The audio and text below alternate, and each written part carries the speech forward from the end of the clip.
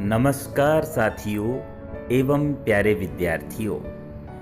जनसंचार माध्यम, परिभाषा एवं महत्व विषय को लेकर आप सबसे मुखातिब हूँ। मैं दिलीप कुमार शर्मा, प्रवक्ता हिंदी, केंद्रीय विद्यालय नाभा छावनी। प्यारे बच्चों, आइए शुरू करते हैं जनसंचार माध्यम, परिभाषा एवं महत्व की व्याख्या। जनसंचार में मूल शब्द है संचार।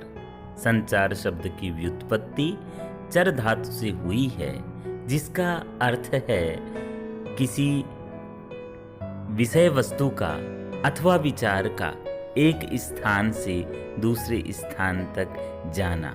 उस परिघटना को संचार कहा जाता है। मगर जनसंचार में केवल एक दो व्यक्तियों के बीच ही नहीं, यह प्रक्रिया एक दो से लेकर हजारों लाखों तक संपादित होती है। संचार के भेद अथवा प्रकार। संचार एक जटिल एवं सूक्ष्म प्रक्रिया है, जिसके प्रमुख भेद इस प्रकार है। मौखिक संचार, अपने वचनों द्वारा किसी को बोलकर कोई भी संदेश देना मौखिक संचार कहलाता है। दूसरा, सांकेतिक संचार, संकेतों के माध्यम से किसी को अपनी बात समझाना, जैसे किसी को रोकना, बुलाना अथवा डराना या और दूसरी दिशा में जाने अथवा दिशा बदलने का संकेत देना इत्यादि सांकेतिक संचार कहलाता है। अगला है अंतर्वैयक्तिक संचार। अंतर्वैयक्तिक संचार का अर्थ है दो व्यक्तियों के बीच परस्पर वार्तालाप के माध्यम से जो संदेशों का आदान प्रदान होता है, वह अंतर्वैयक्तिक संचार कहलाता है। प्यारे बच्चों, इससे जुड़ा थोड़ा सा अलग भेद और है, जिसे कहते हैं अंतःवैयक्तिक संचार।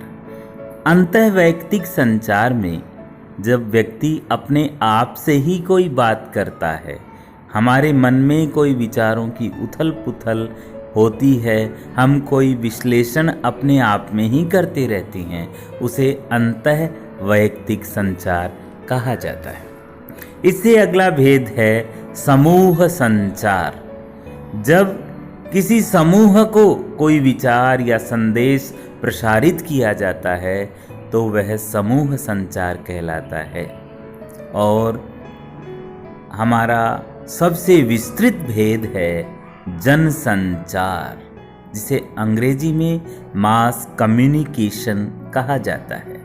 जब कोई समाचार, कोई सूचना किसी इलेक्ट्रॉनिक माध्यम से या प्रिंट मीडिया के माध्यम से, जिन्हें आप जानते हैं टीवी, इंटरनेट, समाचार पत्र, मैगजीन, इन सब के माध्यम से जब विस्तृत रूप में पूरी दुनिया के सामने रखा जाता है, तो उसे जनसंचार कहा जाता है। तो ये थे जनसंचार अथवा संचार के भेद। प्यारे बच्चों, अब बारी आती है जनसंचार के प्रमुख माध्यम कौन कौन से हैं। जनसंचार के माध्यमों को दो भागों में बांट दिया गया है। पहला प्रिंट मीडिया और दूसरा इलेक्ट्रॉनिक मीडिया। पहले हम चर्चा करते हैं प्रिंट मीडिया की। प्रिंट अर्थात जो छपा हुआ है, जो छापा खाना में कागज पर छपकर सूचनाएं तैयार होती हैं और जन जन तक पहुंचाई जाती हैं, उसे प्रिंट मीडिया कहा जाता है। प्रिंट मीडिया में सबसे पहला उदाहरण हम लेते हैं समाचार पत्र, अखबार, न्यूज़पेपर, किसी भी नाम से आप उसे जानते हैं, वह जन जन का प्रिय है। आप लोग अपने घरों में देखते होंगे, आपके बुजुर्ग जो भी दादाजी वगैरह हैं, वो बालकनी में या लॉन में सुबह सुबह चाय की पहली चुस्की के साथ अखबार में समाचार पढ़ते हैं। इस अखबार सबसे प्रिय माना जाता है। बच्चों, प्रिंट मीडिया में अगला सशक्त और रोचक माध्यम है पत्रिकाएं, मैगजीन। अनेक विषयों की अनेक क्षेत्रों में पत्रिकाएं प्रकाशित होती हैं, जिनके माध्यम से रोचक और ज्ञानवर्धक सामग्री, सूचनाएं लोगों तक पहुंचाई जाती हैं और उनकी प्रतिक्रिया ली जाती है, जिनमें राजनीति, विज्ञान, तकनीकी, खेलकूद, साहित्य और महिलाओं से संबंधित अनेक प्रकार की पत्रिकाएं प्रकाशित होती हैं। पुस्तकें भाव विचार का कालजयी माध्यम हैं। कालजयी माध्यम वह है जो काल अथवा समय पर विजय प्राप्त कर कर हमें युगों युगों तक राह दिखाता है, समाज का मार्गदर्शन करता है, और पुस्तकें ऐतिहासिक दस्तावेज का भी कार्य करती हैं, जो कि अपने आप में एक अनूठा माध्यम है। बच्चों, इनके साथ ही पम्फलेट या विज्ञापन के पर्चे भी प्रिंट मीडिया का ही एक रूप है, जो कि सूचनाओं को स्थानीय स्तर पर फैलाने के लिए काम में लिए जाती हैं। बच्चों, अब बारी आती है इलेक्ट्रॉनिक मीडिया की। इलेक्ट्रॉनिक मीडिया वह है जो तकनीकी माध्यमों के द्वारा संचार तंत्र में जो एक क्रांति आई और तकनीकी माध्यमों के द्वारा सूचनाओं का प्रसारण, मास कम्युनिकेट हो सका, वह इलेक्ट्रॉनिक मीडिया कहलाया। इलेक्ट्रॉनिक मीडिया उपग्रह से संचालित होती हैं और इलेक्ट्रॉनिक मीडिया में सबसे पुराना और सुस्थापित माध्यम है रेडियो। रेडियो को एक रेखीय भी कहा जाता है, क्योंकि इसमें केवल एक तरफा आवाज़ आती है और सुना जाता है, श्रवणेंद्रिय अर्थात कानों के द्वारा ग्रहण किया जाता है, इसलिए वह श्रव्य माध्यम भी कहलाता है। रेडियो में समाचार, सूचनाएं और मनोरंजन भी किया जाता है। टेलीफोन संचार क्रांति में बहुत बड़ा योगदान देने वाला यह माध्यम आज भी लोकप्रिय है। हालांकि हम सब के हाथों में मोबाइल आ गया, लेकिन संचार क्रांति को आधारभूत योगदान देने वाला यह माध्यम टेलीफोन है, जो सुना भी जाता है और बोला भी जाता है। यह दोनों श्रेणी में आता है।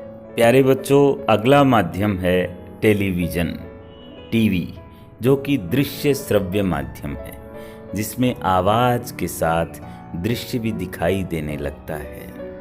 जब से टीवी आया है, संचार क्रांति में एक भयंकर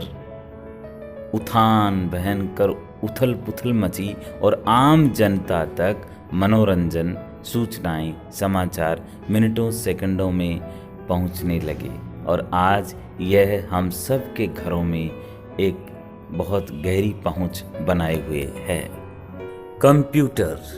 कंप्यूटर दृश्य श्रव्य माध्यम की श्रेणी में आता है और कंप्यूटर अपने आप में एक जादुई माध्यम है।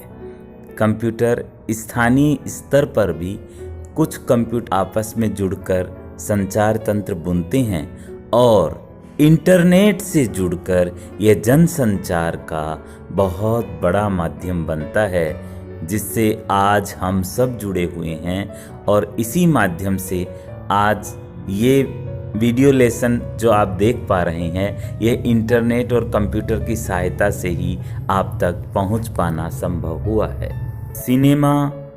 सिनेमा अथवा फिल्में जनसंचार का बहुत विस्तृत और लोकप्रिय माध्यम है। फिल्मों के माध्यम से समाज की सच्चाई उजागर की जाती है और मनोरंजन भी किया जाता है। इसलिए सिनेमा इलेक्ट्रॉनिक मीडिया के रूप में हमारे देश में बहुत बड़ा लोकप्रिय जनसंचार माध्यम है।